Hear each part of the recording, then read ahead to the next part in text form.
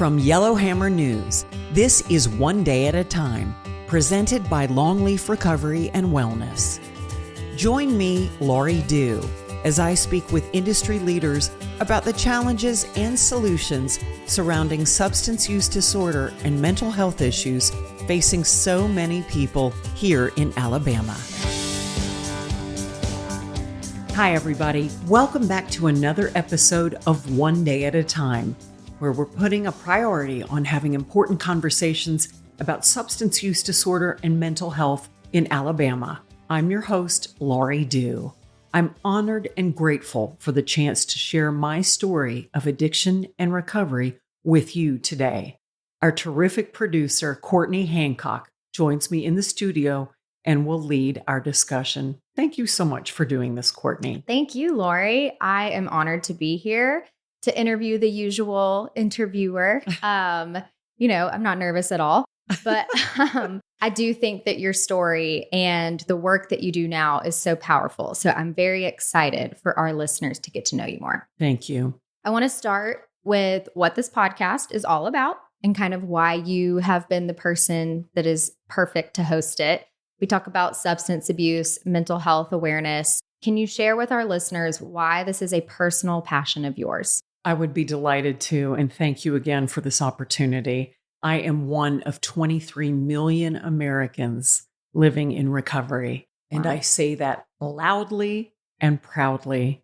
To me, recovery is freedom. It is freedom from pain. It is freedom from isolation. It is freedom from the things that used to bog me down and the things that could have killed me.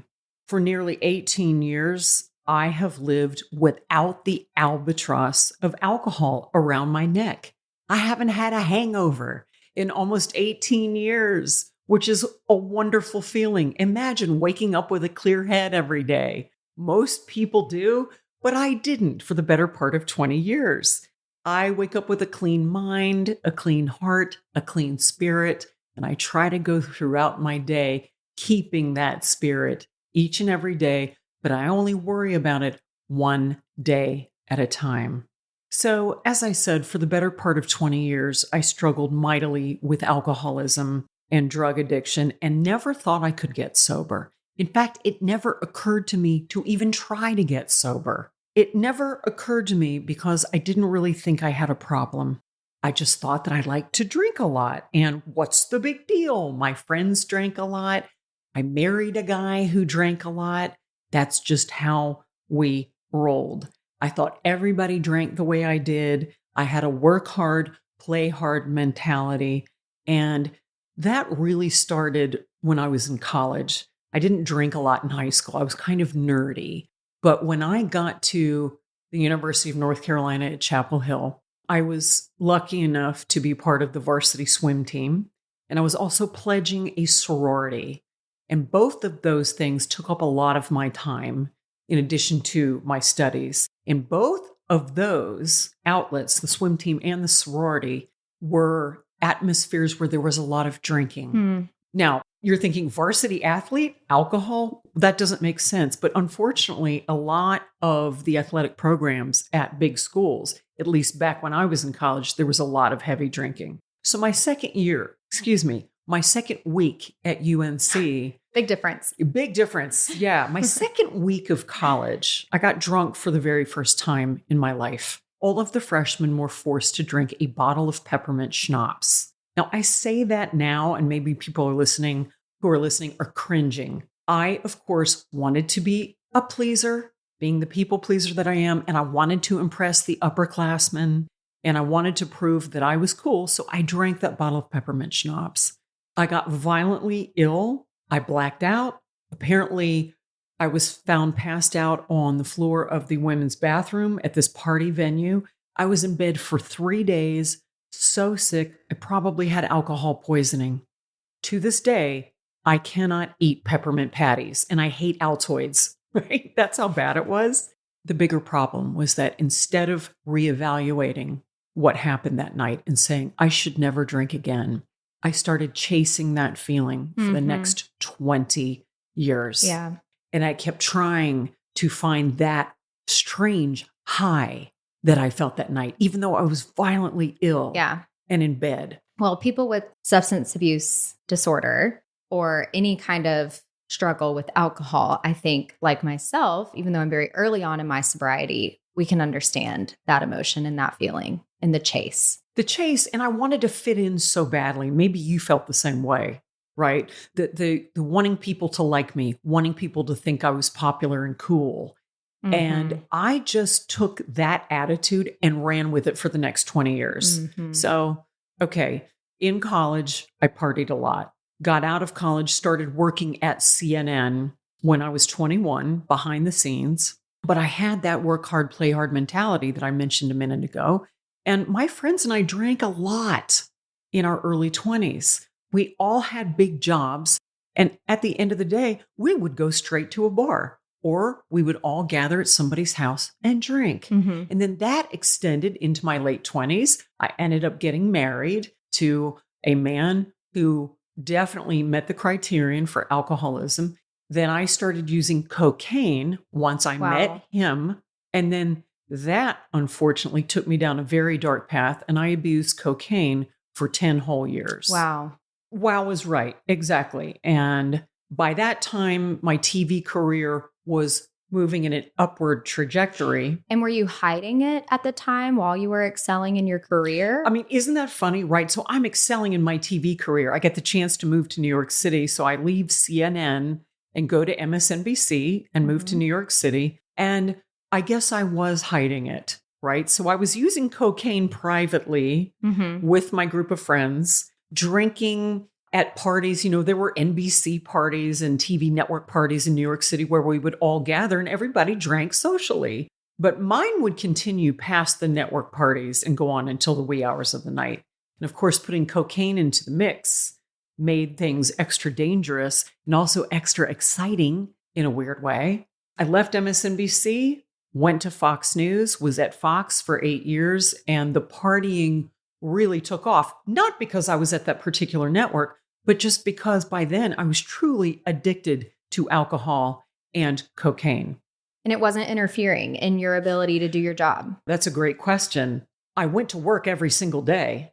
I looked good on camera. Yeah. But was I really performing at 100%? Of course not. You know, I would lie on the floor of my office in the fetal position, could barely sit up, could barely write my scripts, could barely function. So, you know, I considered myself a high-functioning alcoholic, but really how high-functioning was I when I could barely lift my head up at work because I was so hungover? Wow. And, you know, it was that familiar refrain of, okay, I'm just going to get through the day. I'm going to go down to hair and makeup. They're going to put me back together, make me look pretty. I'm going to have a beautiful suit on. I'm going to go out into the studio and I'm going to pray, God, if you get me out of this, I'll never drink again. I don't know if that sounds familiar to you. A lot of bargaining can happen. Right. Bargaining and those foxhole prayers where you're like, God, just get me out of this. I swear I'll do whatever you want. I'll never drink again. Of course, at the end of the show, which has gone perfectly, I have fooled everybody. Yep. I have nailed it yet again. Do you think I went home to consider my drinking and the promise that I'd made to God that I wasn't going to drink again? Nope. I went straight to a bar to celebrate. And I did that for many, many years. You know, I like to say that I could drink like a man, whatever that meant. I never went anywhere where alcohol wasn't served. I was invited once to a weekend in the country by a very famous person in the news business. I was told that there would not be alcohol served. I didn't go. You didn't try to sneak your own. You just didn't usually go. I would say, right. I usually did sneak a little flask of vodka everywhere I went. But when I thought about a whole weekend without alcohol, I thought, you know what? I'm just not going to go. It would have been a great career opportunity for me. Wow. Yeah. But I chose not to go. Looking back on that, how ridiculous.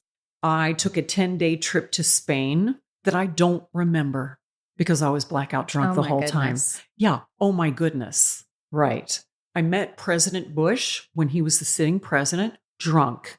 I was invited to a private reception before the White House Correspondents' Dinner, and I had the chance to meet President and Mrs. Laura Bush. and I was drunk by the time I got to the room. So did you get to a place, because I feel like this is something I've experienced with friends who are struggling with alcohol, even myself, where we really believe that we're hiding our drunkenness. Right. Right. So were you appearing drunk when you are meeting these influential people? Are you hiding it pretty well? No one can really tell. I What's going thought on? I was. Yeah. When the moment came to meet President and Mrs. Bush, and there's the moment where you get to shake the president's hand and they take the picture, I'm intoxicated. So, of course, I look like an idiot in the picture. Yes. And I'm sort of making this weird face, which you can't see in the podcast, but it's a very unfortunate photo of me because I'd been drinking. And when the White House sent me the photo, I remember sending a copy to my mother. And she said, "Oh, I can't put this in the living room. You look terrible." Wow. No. And the bigger point was that I couldn't even be sober to meet the leader of the free world. That's where this disease takes us. It takes us to a place where we can't be sober for important things like meeting the president of the United States. And one even worse thing happened to me. I overdosed one night on a combination of alcohol, Xanax, cocaine, and marijuana. I had taken this particular combination before, and it was the kind of thing that happened over like a 5 or 6 hour period. So I'd had a lot to drink, decided to use a little cocaine, then felt that, oh dear, I'm too high on cocaine right now, so I'm going to smoke a little pot to come down. Then, oh gosh, I'm so sleepy, I need to wake up. I'm going to do a little cocaine. Then, I don't feel good again. I'm going to pop a Xanax and have a beer. So all this happened, and I OD'd and was discovered face down on the floor of my apartment. Wow. The man I was living with at the time had gone to bed. Fortunately, he found me, called 911, and I don't remember any of this, but I was transported to the emergency room at Roosevelt Hospital in New York City. The EMTs came. Of course, I don't remember any of it. The EMTs came. They resuscitated me, got me on a gurney, got me to the hospital. And all I remember is being awakened the next morning by a doctor who revived me and said, "You're very lucky to be alive." And he said, "You may want to make some changes in your lifestyle." Do you think I quit drinking after that night? You take a guess. I don't. But also, thank you for sharing that. I know that obviously this disease can get so heavy and we can laugh about it sometimes when we think of the memories, but also that's an incredibly dark and scary memory And that I you didn't have overcome. And I didn't get sober after I almost died that night. Yeah. I drank and used drugs for 2 more years after that. I think any normal person would think, obviously, after something like that, you would realize you have a problem and you would stop. Yes. I mean, look, I'm able to laugh at this now because I'm sober. Right. And thank you for saying that, because people may be horrified listening to this. But look, it has a happy ending. I survived. I've been sober almost 18 years. But what I want to illustrate is the seriousness of this disease, and that we can go to very dark places. And because of our own personal denial and the fact that this is such a serious disease of the mind and body, we don't realize where we are. Mm-hmm. And when we decide to get out of it, when we make that decision to get sober, the rewards are greater than we could have possibly imagined. So my moment of grace came from God and nowhere else.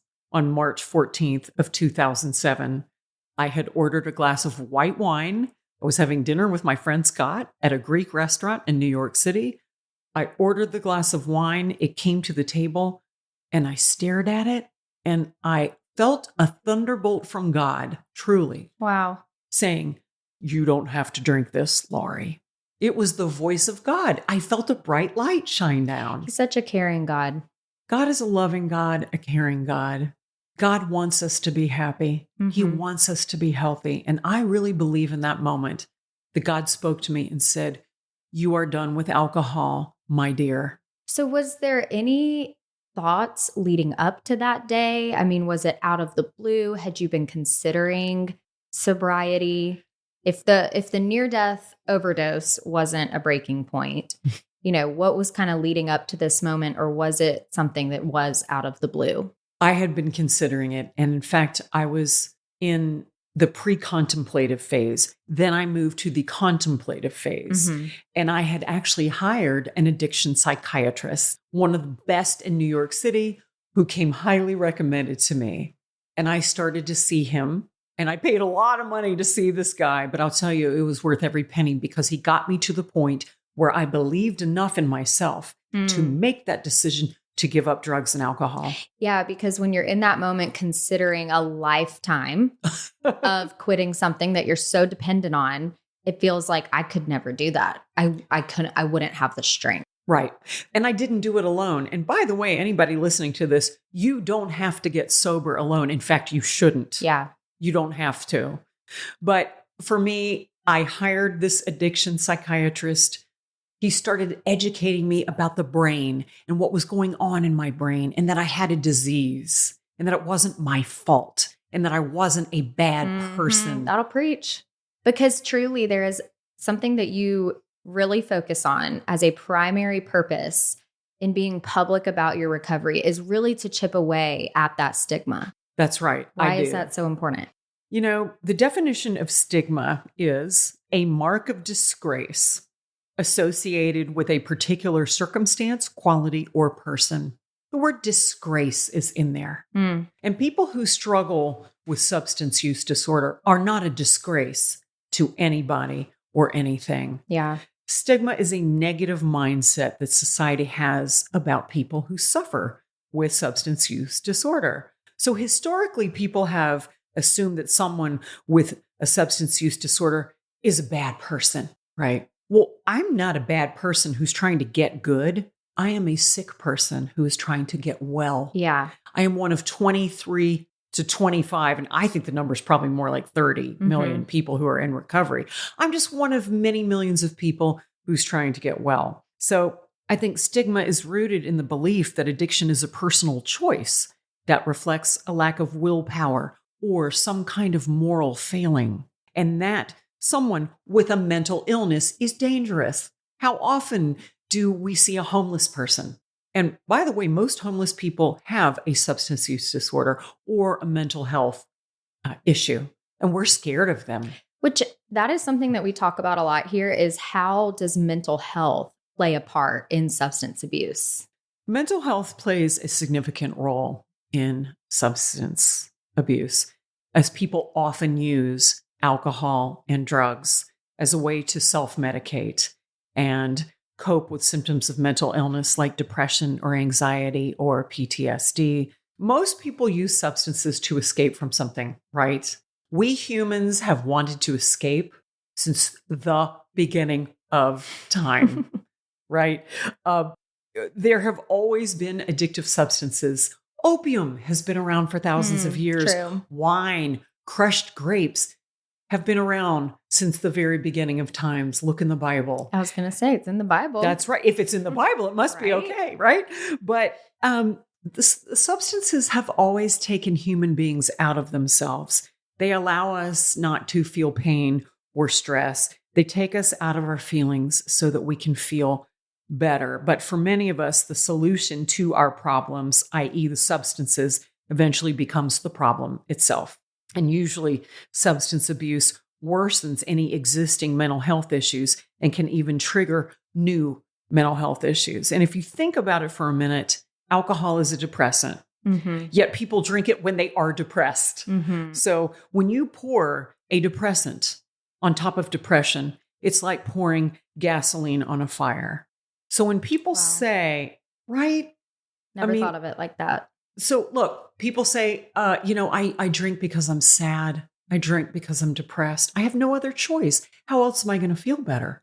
And what I tell people is, when you drink at something, you drink because you're sad, or you drink because you're mad at somebody, or you've had a bad day or a bad life, you're making it worse because you're only covering up the real problem underneath. And that may be a mental health issue, such as depression, such as PTSD or something like that. So when people use substances as a way to cope with their symptoms of mental illness, that leads to something called dual diagnosis, which is when both a mental health disorder and a substance use disorder occur at the same time. That's me. So I have depression and I have substance use disorder, and that's millions of other people. And for me, I'm not sure which came first, right?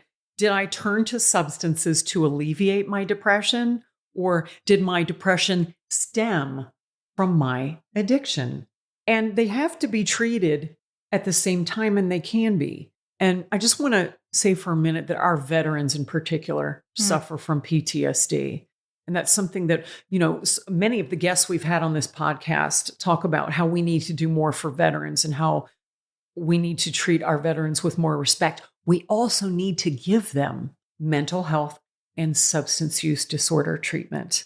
People who experience post-traumatic stress disorder use substances to numb that emotional distress or traumatic memories from combat or even friendly fire incidents. And then they come home, and then society expects them just to come back to normal. Of course, anybody can experience PTSD, especially if you've had a trauma, and in particular, if you have had childhood trauma. But the good news is that effective treatment does exist for these occurring disorders. Mental health services are available in the state of Alabama. We've had some terrific guests on this podcast who have talked about the options that are available. There is a helpline. There are crisis centers all over the state. And people can also seek help in their place of worship. They can talk with their doctors. Of course, they can go online and look up 12-step meetings, such as Alcoholics Anonymous, which I've been a part of from day one. Narcotics Anonymous is another one. And if you live with someone who is struggling from substance use, you may want to take a look at the Al-Anon program. All the information about all these programs is available online. So you mentioned that AA has been a part of your recovery since day one. We've heard a little bit about your personal experience when you were in active addiction, the moment that you felt it was time to make a change. Talk to us about some of the fundamental components of your recovery and what that has looked like over the past 18 years. I would say the three main components of my recovery are my 12-step program, which for me is Alcoholics Anonymous. AA, as it's known, there are millions of members of AA all over the world. This is a program that started almost 90 years ago in a kitchen in Akron, Ohio, with 2 people. And now there are millions of members. And I just want to say that I've been to AA meetings all over the world. I went to a meeting in Stockholm once, and the meeting was in Swedish, but I went anyway. And even though I didn't speak Swedish, I understood exactly can imagine what was being said. And I had a friend who was sort of translating for me. But I've been to meetings in the Middle East. I've been to meetings in London, in Paris, and all over the world. So it's there for everybody. So that's the first component. The second component is my faith in God. My higher power is God. I couldn't have started this journey, and I couldn't have stayed on the path of recovery all these years without God. My God is a loving God who loves me, wants me to be happy, and wants me to stay sober. So my sobriety is contingent upon the strength of my spirituality. That's powerful. So look, I only have to worry about staying sober one day at a time, just like you, just like the millions of other people who are in recovery. And every morning when I wake up, I thank God for keeping me sober another day. Then I ask God, not for anything in particular, but I ask God to help me get out of my own way so that I may better do His will. I say, God, relieve me of the bondage of self that I may better do thy will. Take away my difficulties, that victory over them may bear witness to those I would help of thy power, thy love, and thy way of life. May I do thy will always. That's the third step prayer. And there are so many prayers in AA. And outside of AA, where we can stay close to our higher power. I would never want to try to stay sober without God's help. I wouldn't want to do anything without God's help, quite frankly. You know, I'm a person of great faith. It's been tested, certainly. Yeah. And there are times in recovery, you know, I think I have almost endured more pain in recovery than I ever did when I was drinking. I've lost 3 major jobs in recovery. Wow. I've had breakups. I've had terrible things happen in my family in recovery, but I've never had to drink over any of them. And that makes me very happy. So that's number 2. That's something to be proud of. It is something to be. There's nothing that a drink will make better. You're right. You know that. I know that. And so for anyone listening who's struggling, there is nothing that a drink or a drug will make better. Okay, so that's the second component. The third component of my recovery is the fellowship. It's being with other men and women, although as we say, the men stick with the men, the women stick with the women, although I certainly have many male friends in my program. The fellowship of other people who are sharing the journey of recovery, knowing that I can walk into a room and be with other people who are on the exact same journey as I am. It's so comforting. And these are people I wouldn't have met anywhere else in my life. So I can walk into a 12-step meeting and see an old friend or make a new one. And maybe I meet someone who only has 1 day of sobriety, but I already love that person and I want that person to make it. So I'm going to do everything I can to help that person. And that is so the culture of those meetings too. I think it's something really special about people who are on a sobriety journey is we all just seem really willing to go there and get deep really quick because we've all got a story. And so we all, you know, want to get it out there. And it does create these connections very quickly and very authentically that you can take with you throughout your life. Well, you mentioned connection. I think connection is such a big part of life in anything we do. But in recovery, connection is especially important. We cannot do this alone. As I said earlier, we shouldn't do it alone and we don't have to. When we feel connected to another human being or a group of human beings who are sharing our struggle, we have a greater chance of succeeding, of staying sober. Same thing with people suffering from mental health issues. When you know you're not the only one struggling with depression or PTSD, you are so much more likely to make it.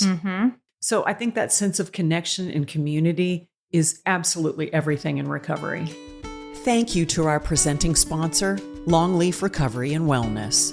Longleaf Recovery and Wellness is elevating the standard for addiction and mental health treatment in Alabama, offering exceptional and personalized care at centers in Birmingham, Huntsville, and Baldwin County. Life-saving programs offered at Longleaf provide a path to real change and support for a restored life long-term. Learn more about Longleaf Recovery and Wellness at longleafcenters.com. A big thank you to our sponsors, Blue Cross Blue Shield of Alabama and Southern Ketamine and Wellness. Can you please spend a couple of minutes just talking about the dangerous impacts that social media has on the choices that we make? Sure. Look, I think that digital media pretty much surpasses regular media now in terms of marketing of products. Yeah, definitely. Right? And marketing of substances. So we're always on our iPhones or our Android devices. Many of us spend time scrolling, doom scrolling, or just, okay, I'm gonna just say that I follow too many dogs on Instagram. Okay, now that's pretty harmless. Okay, so I'll be scrolling and scrolling and scrolling about everything. Right, a political account like politicians I might follow, or political pundits, comedians, dog accounts, cooking accounts, home decorating. Those are sort of harmless, but the more insidious ones are some of the influencers and some of the dark web influencers who are actually selling drugs on TikTok and Snapchat. Really? How do they do that? Well, basically during COVID, a lot of the drug dealers had to go underground. So basically, in going underground, they went online and they began selling their products. And this is where the fentanyl comes into play. Drug dealers began peddling their wares online. So drug dealers are able to target people and children on TikTok and Snapchat. An adult can buy, and a child can buy anything they want online. There are symbols for drugs. And if you're an adult and you want to buy cocaine, all you have to do is go on one of these apps and put in whatever you want. And these apps will find you a dealer, and that dealer will show up with cocaine for you. So is this happening out in the open, or is it a secret code language that if you're someone who's using, you kind of have to learn? It's kind of a secret code that you have to learn. But the important thing for listeners to know is that anybody can be targeted, and especially our kids. And our kids are being targeted. Yeah, I was going to ask if there's a lot of parents listening, are there specific codes that they need to be looking for in their children's social media? I think that this is something that parents need to explore on their own. They need to go online and find out what the different signs and emojis and symbols look like. They also need to be very aware of what their children are following online. Because cocaine is like a snowflake. Cocaine is a snowflake. We'll just go ahead and let y'all know what that one is. That's right. But there's so many symbols that I'm not even aware of. Yeah, they probably come up with new ones. They come up with new ones all the time. And unfortunately, there are emojis and symbols for everything, including vaping, which is, by the way, destroying our children. Vaping keeps me up at night. Really? Vaping also is really harmful to adults. Vaping is not healthy at all. It is safer than smoking, yes. But I recently spent 2 days speaking at the school where I attended in Atlanta, the Westminster schools. And I spoke to junior high and high school kids about it. My 8th grade nephew told me that many of his friends are already vaping. He's not. We had a face-to-face about it. And he promised me that he's not. I believe him. But he said some of his friends are. And kids think that vaping is going to help with the stress and the depression. But in reality, it just makes it worse. And by the way, when these little baby lungs are still forming, wow, our brains and bodies don't finish developing until we're 26. Yeah. So you take an 8th grader, a 13, 14-year-old, and you pour all these substances on top. And what you have is a big problem. So look, we also know that the earlier kids are exposed to alcohol and drugs, and it is happening on social media, the more likely they are to develop problems as adults. There is a very large percentage of a connection, a direct correlation between when a person starts before a certain age. Let's say that they start before the age of 18, they're much more likely to develop problems later in life. Which I remember it being significantly impactful in my life when you and Nicole Dawsey with the Addiction Prevention Coalition talked about parents who want to be the cool parent and allow their children to use substances in quote unquote in their home because it's safer that way. But what you both were talking about was your prefrontal cortex, the brain is not fully developed until 26. And so to allow that at such a young age has such damaging effects long term. Yes. I get so angry when I hear about parents who let their kids drink and use drugs in the home. First of all, a parent who allows that to happen can be held legally responsible for anything bad that happens in their household. Let's say that, Lord forbid, a child dies in your household under your watch. That family can sue you. You can be charged with a crime. And even if no one dies under your watch, let's say someone drives drunk after, or someone gets sexually assaulted in your home, and these kinds of things happen, you can be held liable. Do you really want to be that family? Do you want to be known as those people? So one of the reasons that I helped develop a platform called recoveryeducation.com was to provide this kind of information to parents, because parents don't know what they don't know. I think a lot of parents are in major denial about what their kids have access to. They don't realize that their kids can buy drugs on TikTok and Snapchat. And they don't realize the danger of experimentation because of fentanyl. And it is everywhere. And the government came up with a slogan that I think is accurate. One pill can kill. Yeah. And that's good. That's why Narcan needs to be in every home in America, I believe. Readily accessible. It's a nasal spray. All you do is put it up. Someone who is having an overdose, you just put it up their nose, give a squeeze, and it can save a life. And if the person is not suffering from an overdose, Narcan has no negative impact. It's safe to use. Incredible. I do want to talk more about fentanyl, but first, you did touch a little bit about on recoveryeducation.com. Can you talk a little bit more about what is offered, what you help develop? What are parents missing that you guys are filling the market for?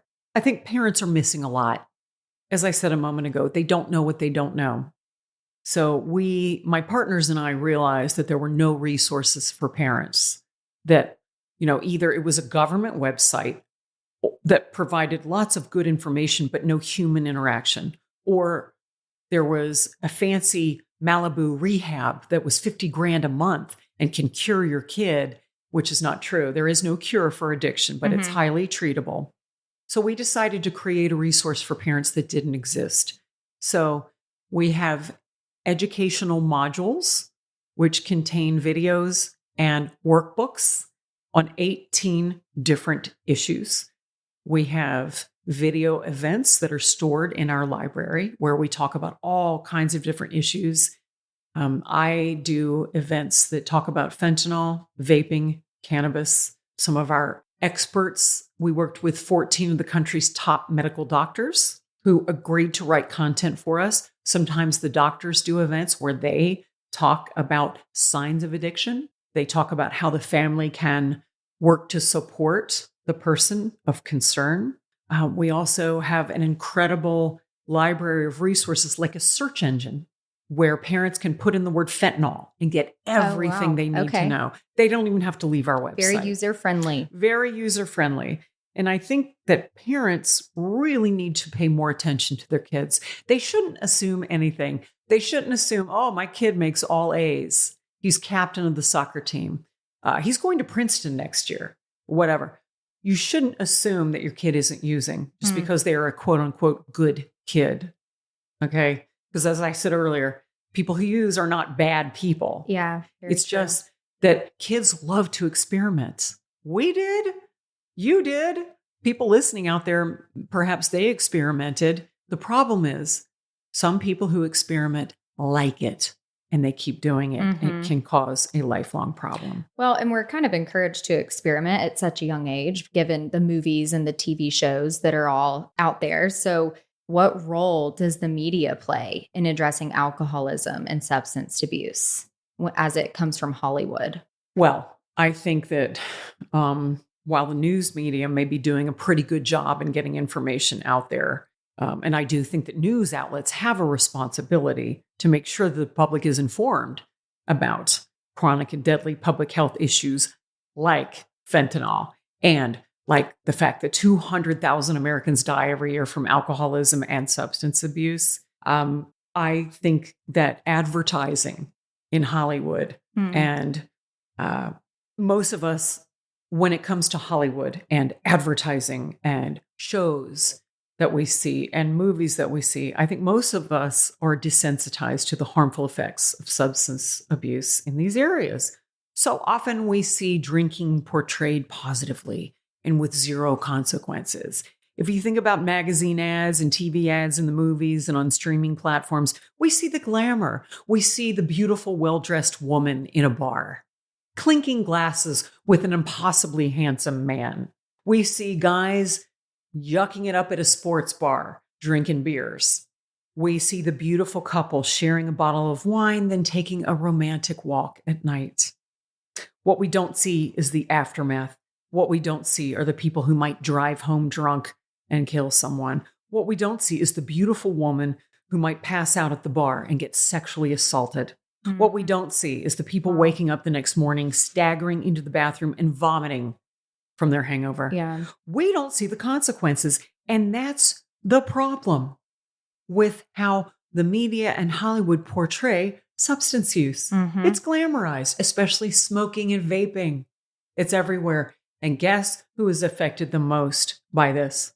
Our young people. That's where they see it. So they see it on social media, but they also see it on their favorite shows on Netflix. Mhm. They It see becomes it. normal. It's totally normalized. And the other thing is, oh, I have to be as skinny Mhm. as these Hollywood stars are. And they're all on Ozempic, by the way. They're all on Ozempic and they're using drugs to be that thin. I was part of the media. And if I'm ever part of the media again, I will work very hard to make sure that the public is as educated as Mhm. possible. And we are learning through the media about fentanyl, We are. but not enough. Not enough, that's for So sure. why don't you give us your thoughts on fentanyl?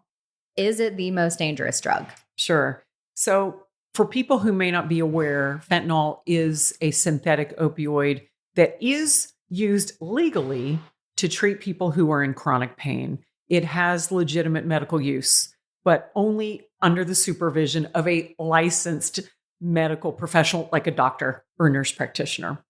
Here's the thing that people need to know. Fentanyl is 50 times more potent than heroin, and it is 100 times more potent than morphine. People who have used it illicitly or recreationally, the ones who haven't died, say that it is the greatest high that they have ever experienced. Oh, no. And that's why people use it. They say it is a high like none other. The problem now is that fentanyl is now being distributed in the illegal drug market. Drug dealers have been mixing it with other drugs, including heroin, methamphetamine, and cocaine. And it's being put into pills that look like Xanax or Adderall, and that's why people are dying. So the fentanyl powder is created in China. Then much of it ends up in Mexico. And the cartels then, and especially the Sinaloa cartel, that's the world's #1 cartel, the cartels put it into pill form. And the pills are tiny. So can you imagine how much of it is getting across the border every year? Mm-hmm. Pills are tiny. Mm-hmm. Millions and millions and millions of pills can fit into the trunk of a car. That's insane. That's why border security is so important. Well, and that reminds me, over the years, you have said many times that addiction is not a political issue, but a public health issue. Given the border, things coming in illegally, obviously there is some government involvement in drug policy and in border security. So what do you hope that President-elect Donald Trump can accomplish in this area when he returns in January?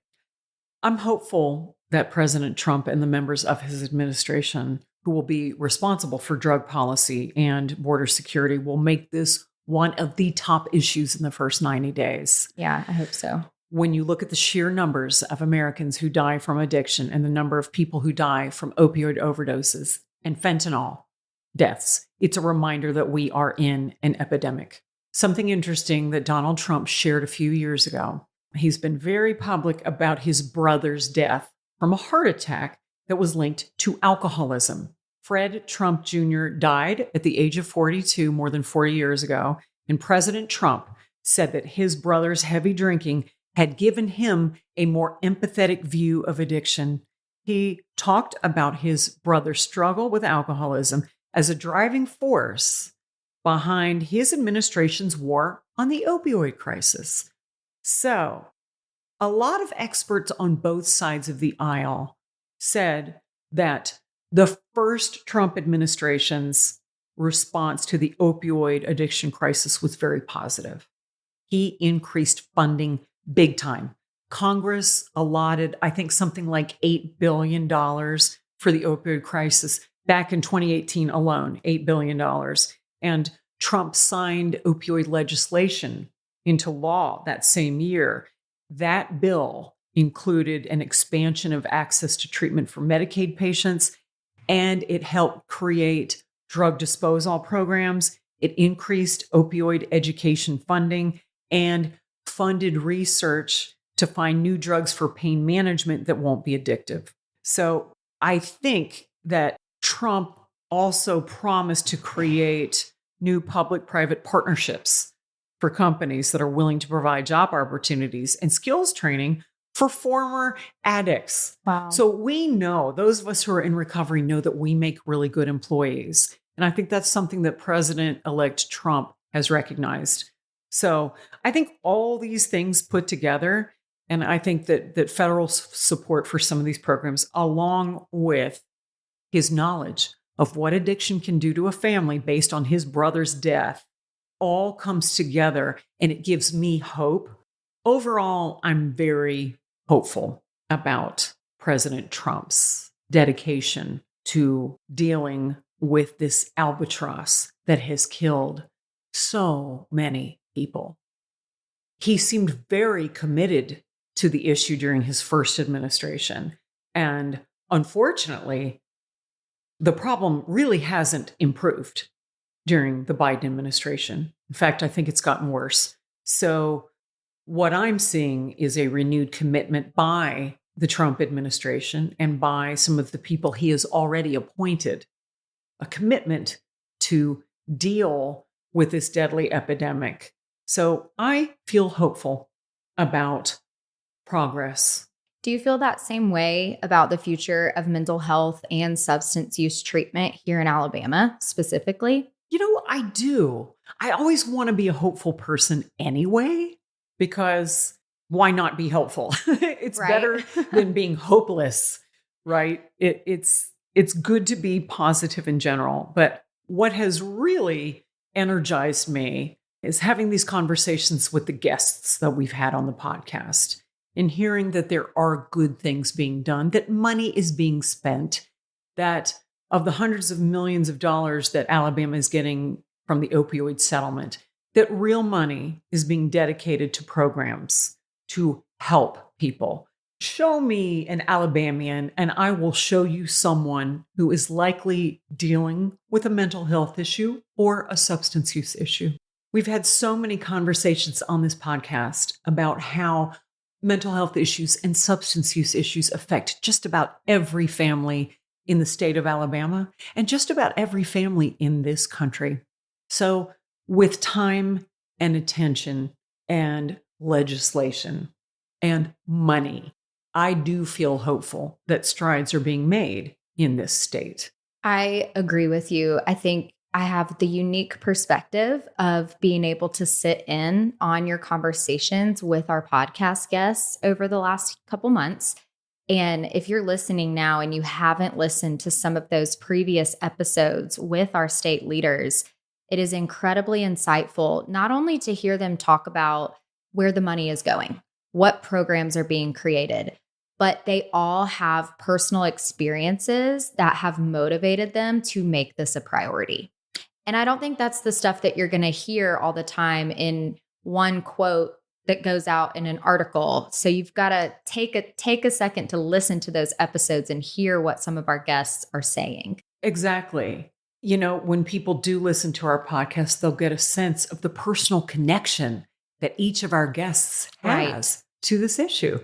All of our guests have a personal connection, whether it was a family member or someone they know and somebody they care about. Everybody knows somebody or has a family member or a loved one who has struggled in some way. And if anything good came out of the COVID epidemic, it's that more people felt free to come forward and say, I need help. And because of the isolation that came with COVID and the problems that people had during that epidemic, now we're seeing that more treatment options are available. You've given us so much wisdom, so much insight. Thank you for sharing your story.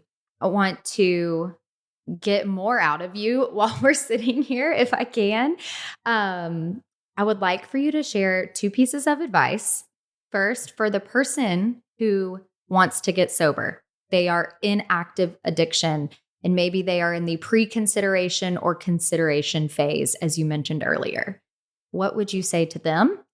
And then for the second piece of advice, we will ask you about the family member, the friend, or the support system of people who want to do something about this epidemic. How can they engage in this kind of work? How would you encourage them? So let's start with first the person who is potentially in active addiction wanting to get sober. Great questions, Courtney. To the person listening who is in active alcoholism or substance use disorder right now, I want to say to you that I've been there.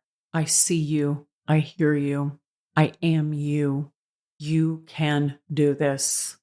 You are not alone. Help is everywhere. I promise you. There is hope. There is help. People get sober every day. You don't have to struggle anymore. There is nothing in your life that a drink or a drug will make better. And if you don't think you have the strength to get sober, you are wrong. If I can do it, anybody can do it. And that's the truth. All you have to do is ask for help. And if you are a person of faith, ask God for help right now. He will help you. But mostly, I want people to know that they are not alone. And like you said, there is hope. Hope is everywhere. And we see it everywhere. Miracles happen. I consider myself a miracle. I was a hopeless drunk. At least I thought I was. And then I got the help of a doctor and I got the help of God. And somehow I made it. And I continue to make it one day at a time. And now it is my honor and privilege to share that gift with anybody and everybody, because I believe my purpose is to help people. I struggled a long time asking myself, what is my purpose? Why did God put me here?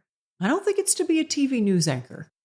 Now I know and began to realize in my 40s, and now I'm in my mid 50s, and I am convinced that my purpose is to help other people. Well, you do a damn good job at it. Thank you, Courtney. I try. Advice for the family member or the friend, the support group. First of all, God bless you.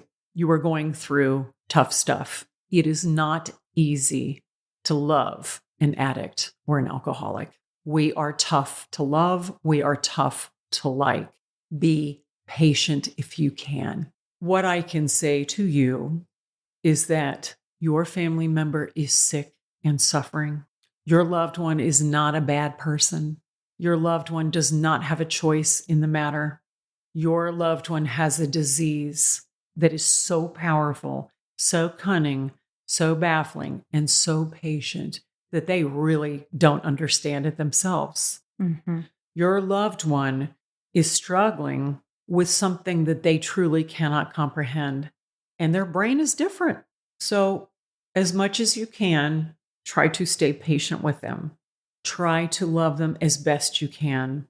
I also recommend that loved ones, family, friends, colleagues, try Al-Anon. It is a wonderful support system for people who have loved ones who are struggling. I also say that you don't have to go through this alone. If you have a family member who's struggling, reach out to other family members, and you can tackle this as a family, because we can do together what we cannot do apart. Laurie, thank you so much for that advice. I think that is very timely and very impactful. Before we wrap up, let's do some fun rapid fire questions. Ooh, so fun. People can get to know the lighter side of you. Okay, rapid fire questions. Okay.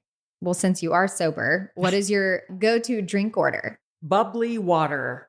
I have been drinking bubbly water for almost 18 years. And when that's all you've had besides coffee for 18 years, you start to know the different types of sparkling water.